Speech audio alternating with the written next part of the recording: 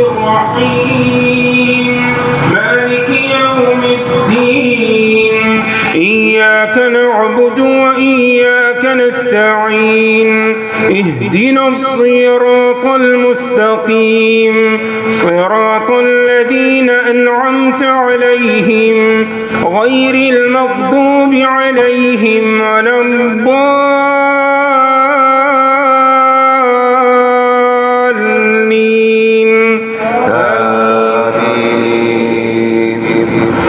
اللهم ألف بين قلوبهم وأصلح ذات بينهم وانصرهم على عدوك وعدوهم اللهم العن الكفرة الذين يصدون عن سبيلك ويكذبون رسلك ويقاتلون أولياءك اللهم زلزل أقدامهم اللهم مزق جمعهم اللهم خرف بنيانهم اللهم إنا عبيدك بنو عبيدك بنو إمائك نواصينا بيدك ماض فينا حكمك عدل فينا قضاؤك نسألك اللهم بكل اسم ولك سميت به نفسك أو أنزلته في كتابك أو علمته أحدا من خلقك أو استأثرت به في علم الغيب عندك اللهم اجعل القرآن ربيع قلوبنا اللهم اجعل القرآن ربيع قلوبنا ونور صدورنا وجلاء أحزاننا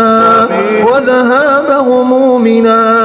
وغمومنا برحمتك يا أرحم الراحمين اللهم اعتق رقابنا من النار اللهم اعتق رقابنا من النار اللهم اعتق رقابنا من النار اللهم أدخلنا الجنة مع الأبرار اللهم أدخلنا الجنة مع الأبرار اللهم أدخلنا الجنة مع الأبرار مع النبيين والصديقين والشهداء والصالحين وحسن أولئك رفيقا اللهم اشفنا واشف مرضانا ومرضى المسلمين ربنا اغفر لنا ولوالدينا ولأساتذتنا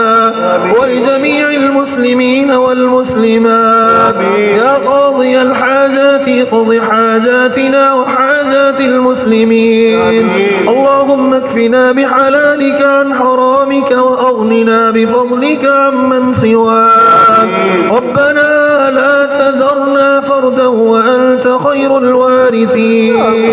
ربنا لا تذرنا فردا وأنت خير الوارثين ربنا هب لنا من الصالحين